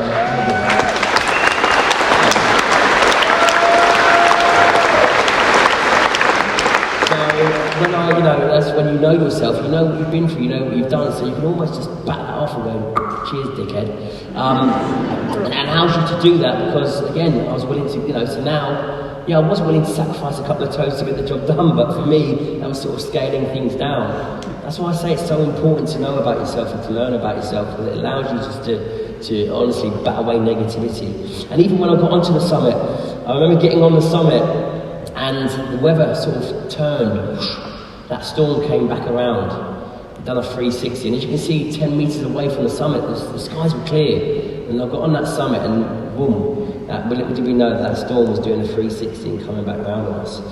And I remember standing there, and as I got off the phone and put the phone away, I thought to myself, right, we better go. But as I went to step off, there was only about 3 or 4 climbers on the mountain, and they stepped off. I literally had the summit of Mount Everest to myself. Now, to have the summit, the complete summit of Mount Everest to yourself is extremely, extremely rare. And for those of you that have seen all the photos up there on a nice sunny day, there's 150 to 200 people on that summit. You know, so they're nowhere near the summit. They're probably about, 20, 30 meters away from the summit. So, have they really been on the summit? Ben Fogel? No, I'm joking. I'm joking. Ben's a friend of mine, but he hasn't stood in the summit. No, he has, I'm joking. But I thought I'm going to relish in this moment for a bit. Because I'm so used to just getting the job done. I'm like, job done, move on, what's next? Job done, move on, what's next? And I thought, you know what, I'm going to relish in this moment. And I was only up there for 2-3 minutes by myself, and my lead Sherpa said, "Ant, we got to go." Because as you can see, the winds were starting to pick up. They're at 60, 70 kilometres an hour. And we knew that the storm had done on 360. So we knew that the winds were going to be very, very, very high. And what that does, it whips up the snow, causes the whiteout. And that's when panic starts to kick in, especially for the more inexperienced climbers. So I remember just pulling my hood up and walking down off the summit. And as I walked down to negotiate the first bit of the Hillary step, which is a technical part of the climb, it's a nice climb up, therefore a nice climb down. I remember just sort of bumping into someone and thinking, why they stood still? And as I pulled my hood around and looked at this first part of the Hillary step, there was a queue of about 10 people. And people were screaming and shouting, "Get off the mountain, get off the mountain." And that's when I knew that things were going to go horribly wrong. And Middleton is trapped in a storm near the summit of Mount Everest. I need to get off the mountain. I need to get off this mountain. My feet were starting to go frostbite. My fingers were starting to tingle, go numb. The wind was now probably 60, 70 kilometres an hour. I knew it was behind me, but I wasn't able to stop and wait. That was impossible. There were 10, 15 people behind me all trying to get down the mountain. One rope, one way on off the mountain. I was at the back of the queue with about 15 people in front of me that are taking 5, 6, 7 minutes to negotiate this part of the ridge. I'm doing the maths, and I'm thinking, well, I'm stuck here for a couple of hours. I'm going to freeze to death. My oxygen's running out. I feel like a kid, I feel like a child. And there's this one person in front of me, he's literally hanging upside down off the mountain, pinned to a rock with just a fall straight below him. At first he's not moving. I'm thinking he's unconscious, he's smashed his head. Dad was down there trying to help, along with his Sherpas. They probably tried to rescue him 5, 6 times with no joy, because he'd been there for such a long time, and we couldn't use the rope. They were going to cut him off the mountain. I don't want to see anyone get cut off the mountain, but at this stage, I'm actually thinking to myself, 5, 6 of us are going to die if this guy doesn't go. So I can just remember thinking to myself, just look away. At this stage, I've got a photographic image in my head from this situation here. As the queue went down, I was obviously the last one in the queue. As the queue went down, sod's law, the guy in front of me, that was the guy that fell. That was the guy that fell 5 meters down, just pinned against a rock, just in the abyss below him.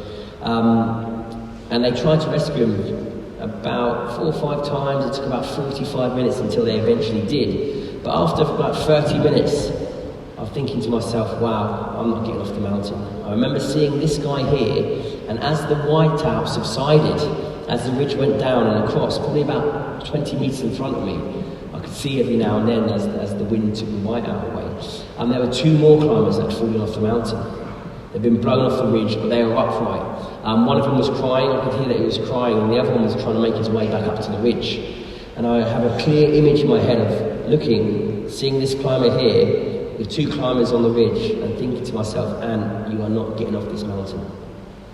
And when I said that to myself, I remember thinking, this is the exact thought process that went through my head, you are not getting off this mountain, you're dead.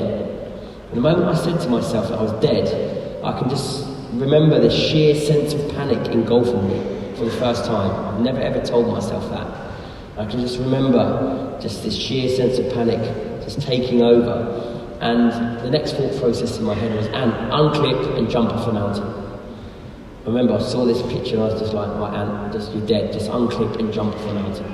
I didn't want to stay up there and be frozen to the mountain and be a monument and be like, hey, look, it's at Middleton, let's have a selfie. And if I was going to go, I wanted to go in style. No, but on a serious note, that was sheer panic. And I can just remember, as I was thinking that, I looked down at my toes and I just wiggled my toes. And something this flame just reignited inside of me. I remember thinking, and the situation is telling you that you're dead, but you are still very much alive, boy. So I said to myself, I went, wow, and you're still alive. You keep going until you don't know about it anymore. And when I said that to myself, I was like, wow. Everything that I sort of, that I sort of do and I practice and I think, it just came into fruition. I almost let the situation define me. The situation was telling me that I was dead, that I wasn't getting off the mountain, but I was still alive. And when I took that extreme ownership of my life again, that gave me this new lease of life. But I now know why there's so many people still frozen to that mountain.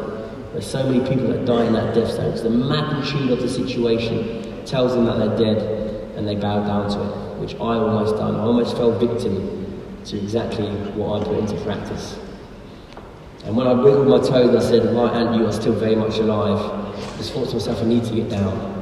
They managed to rescue this guy here, he knew, he must have known. All I can think is when the Sherpas mentioned the knife and they were passing the knife over, that he saw this, or he knew he was going to get cut off the mountain. He managed to get himself in a position where they put a rope around his arm and pulled him up. How they didn't pull his arm up this sucker, I don't know, but anyway, they got him back on his feet, and I just remember shooting past him with my Sherpa because we had to get off the mountain and making my way down to Camp 4. Now I'm going to show you some unseen footage as well. Some of this footage you'll recognise from Extreme Everest, but there's some unseen footage in this as well that you wouldn't have seen. And this is me arriving at Camp 4 5 hours after Ed got there. So Ed got down to Camp 4, and after 3 hours, he really started to panic. He thought I was dead. They were going to send out a search party, a rescue party, but it was deemed too dangerous, and rightly so, to send people up in that storm. So they decided not to go ahead with it. And then Ed saw my red summit suit come through the abyss and into Camp 4. And that's when he grabbed his camera. And this is the first moment of me being stuck on the summit for 5 hours, taking 7 to 8 hours to get down and reaching Camp 4.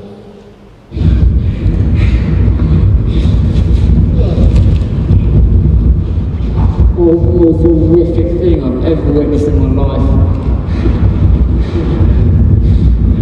Completely out of my hands. Last one on a hilly step. People falling down. Sherpas wanted to cut people away. Fucking Sherpas staying up there because can't get down. Going to sleep. Having to wake them up. Being stuck behind every single competent climber. I honestly thought I was a goner. I honestly thought my days were numbered. I was trying to help people out as much as I can, help this woman out, put a belay device on. She couldn't feel her fingers. And I got her on our way. And the guy just wanted to sit out there and sleep. I just told him to keep moving. I tried to pull him off the ledge.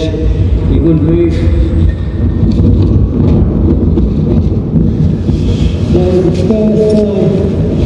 That was the first time in my life, and even going to war and being point man, first time in my life I thought I would die. Now you can see I'm in a pretty bad way there. I haven't really got the mental capacity to have a conversation with Ed. I'm just purging, just letting out what I saw. I'm just talking and talking and talking and talking.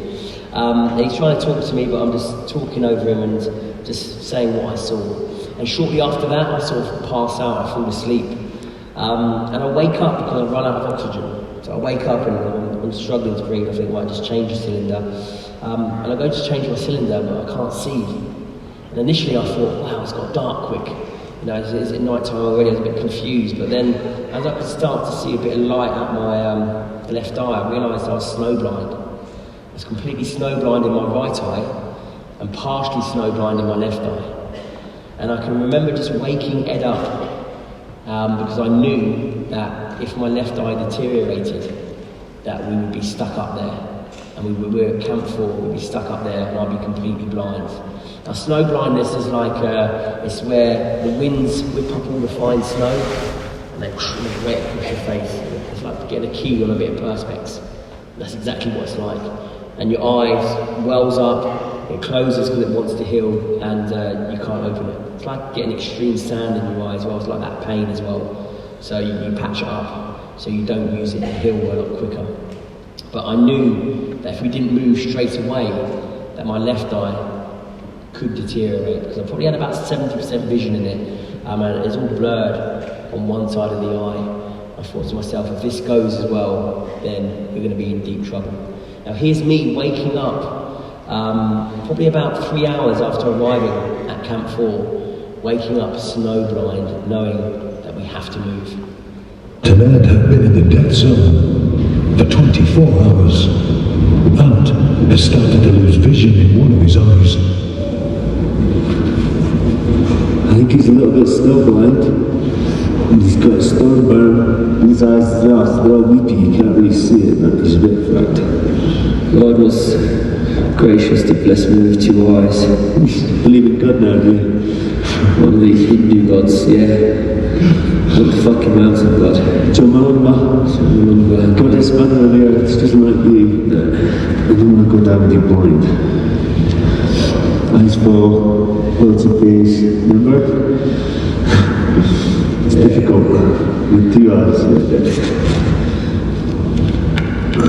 Across my face.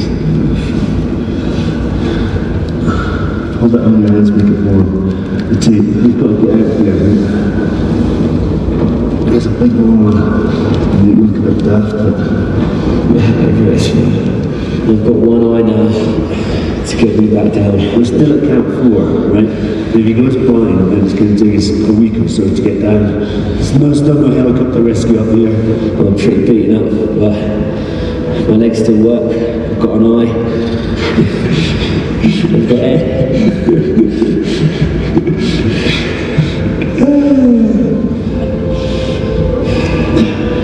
Gotta stay alive. That's what you're good at. Gotta stay alive.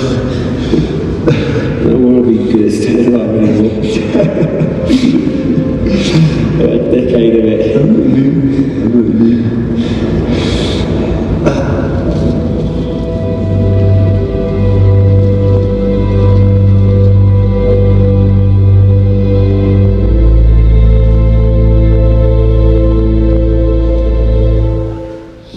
Talk about how I've trained my mind to think positively in a positive headspace, and when I look back at that, that's exactly what got me out of that situation, was my positive mindset. Now, I'm naturally just plucking positives out, and the positives there were I've got an eye, I've got 2 legs, and I've got head. But not only am I'm not thinking like negative situation, I've got to think positively, but I'm not necessarily in this headspace. You can see I'm in a good headspace there. When I'm saying it, I'm laughing. You know, there's not any ounce of doubt in my head. I'm thinking positively in a positive headspace. I'm smiling, I'm laughing, and you can see that sort of, you know, that contagious sort of positivity bouncing off on each other. Ed starts to laugh, and you know, we think, right, we've got everything we need to get moving. And there's not one seed of doubt that's entering my mind there. And that's what I've trained my mind to do. That's why I say it's the importance of training your mind to do that. Because there's not much that phases me, I say. Doesn't mean I'm invincible, doesn't mean I'm not scared of anything, but there's not much that phases me. And in that situation, when I look back at that video, it's just a prime example of what I've taught my mind to do. And the video that I'm going to show you next, I just want you to take into account the gradient. You know, obviously, we had to go up that, but you're still going to see us going down it. And I was completely snowblind in my right eye. And on the belay device, I'm right-handed. So as I went down the mountain, I sort of had to look all the way around. I sort of had to do it cack-handed because I couldn't see out of my right eye, so I couldn't look down like that. So I had to look out of my left eye. Therefore, it took me 2-3 times as long to get down the mountain. I didn't feel confident enough to do it left-handed or strong enough. So I just thought to myself, just do what you know best, even if it's going to take longer.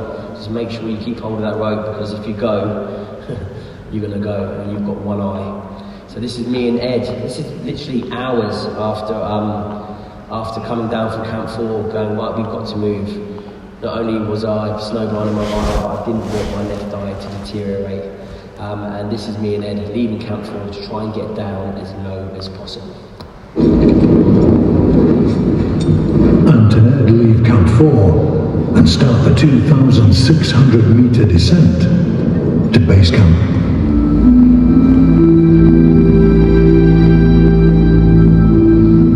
When we left Camp 4 going down, I was just thinking you're in a bad way, and I could only see out of my left eye, my feet were frozen, my fingers were in pretty bad state, completely confused, battered and bruised, not really knowing where I was, but I was desperate to get down.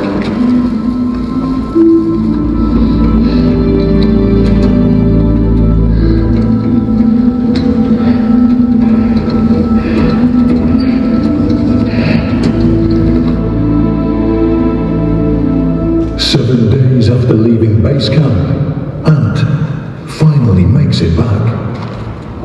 All I can say is that we ran the gauntlet and we got out alive.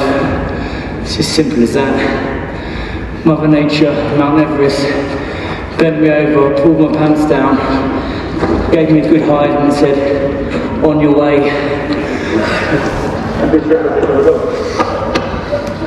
Well done. Well done. We didn't do too bad, did we? Thank you. Was it good? He never left my side. He was here all the time. Everywhere I went, here.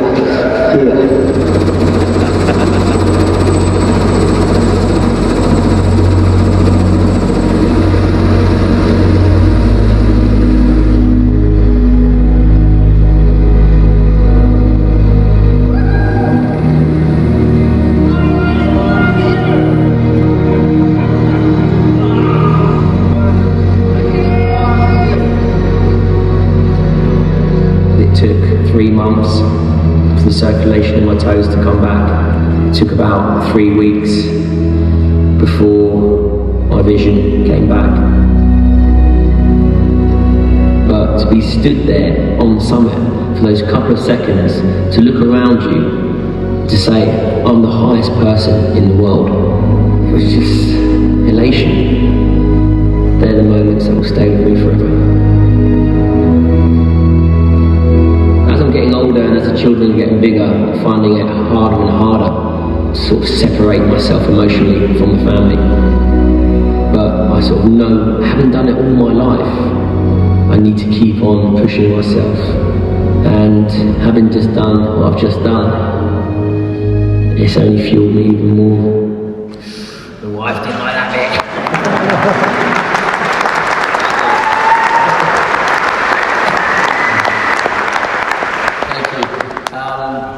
And all of that is just a state of mind. You know, physically, I was no fitter than a lot of people that didn't make it to that summit. You know, and a lot of people would never have braved those storms. But it's just I've trained my mind to know myself better than anyone else, to know my emotions, to know where my limits are, to know what I'm capable of. The moment you do that, self-belief starts to kick in, and this whole sort of cycle just filters in the back end. Honestly, no fitter than anyone else on that mountain. That state of mind got me through. We left people on that mountain that day, which I look back on and just think to myself, wow, if they'd just, taken charge of their mind and realised that, it was still good to go. Again, only because I almost fell victim to it. I was that close to falling victim to it. It's just training your mind, just that exposure, those small positive footsteps, not these massive leaps and bounds, which again do not exist. 0 to 100% doesn't exist. It's about the now, recognising those 0.5%, those 1%, those 2%, not getting fixated on the destination. And that's what I do my whole life, that's what I've been doing for a while now.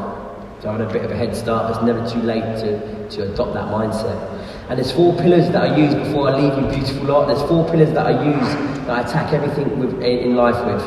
And I make sure if there's a serious question that presents itself, that I take these 4 pillars and that I use them concurrently. The first one, always have integrity. And I talk about everything starts with you. So just look at the word integrity. Have self-integrity. Be brutally honest with yourself. Honestly, it will free you as an individual, because you will know yourself better than anyone else. Walks and everything. It allows you to go forward as one full entity, 100% you. Boom, you can attack everything like that. And again, it will allow you to battle for any negativity about yourself, because guess what? You know yourself. But that takes courage to do that, to be brutally honest with yourself. That is what courage is about. It's about to rip yourself apart and go, right, yes, I have got weaknesses, I have got insecurities. But again, it has a knock-on effect. It allows you to be brutally honest with other people. It allows you to be brutally honest with situations. And again, you can accept the situation for what it is and crack on. But it will free you, I promise you. Acknowledge your emotions. This emotional intelligence is acknowledging the emotion for what it is and making it work for you.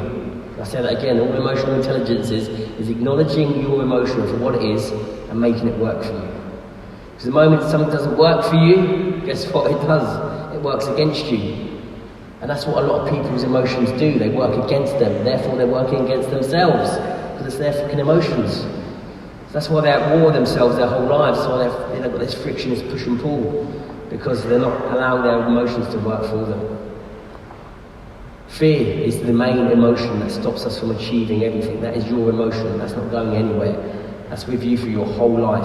You know, whether you like it or not. Make it work for you, but don't get carried away. Just expose it on a daily basis. And again, you don't have to climb Mount Everest, you don't have to do selection. Some of you just being here tonight, just realise that's a layer. Some of you walking out your front door, that's a layer taken off of it. And the more layers you take off, the more you're going to understand about that emotion, your emotion. Therefore, the more you're going to understand about yourself. Then you're going to start realising what you're capable of, where your boundaries are. Again, this whole self-belief starts to kick in.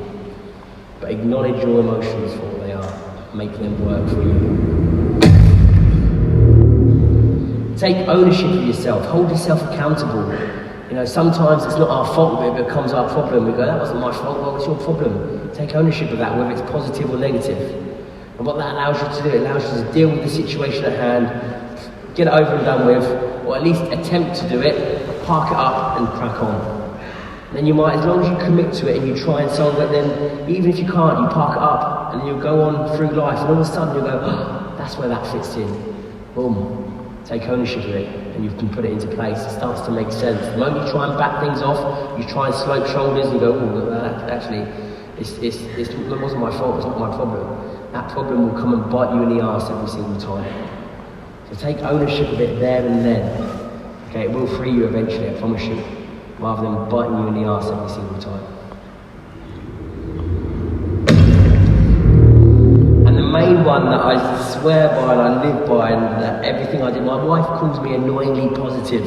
And I don't go around, I'm not like a positive fairy, I don't go around, with my wand and go, hey, positivity. I'm not into that, okay? But I tackle everything with a positive mindset.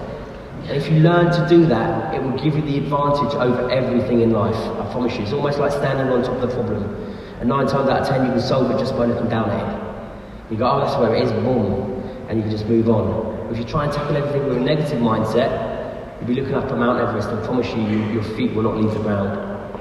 Train your mind to tackle everything positively. And also, positivity is contagious as well. Surround yourself with positive people. Because negativity is like a mould. The moment that mould's on you, that will start to grow. Okay? You need to cut it away. That's what I do with people. Negative people, I don't have them in my life. I try and flip them into a positive, but the moment that mould starts to take hold and it starts to affect me, I just cut it away. Do that with any negativity that comes my way. Again, your positivity will be contagious and you will find yourself within that group. Negativity will bite you in the arse every single time as well. Now, think of the 2 things that I told you about failure and fear. They are not going anywhere in life. They're going to be with you to the day you die. The moment you acknowledge that and make it work for you, I promise you, you will feel limitless. Remember, commit to failure, commit to fear, because ultimately all you're doing is committing to yourself. Thank you.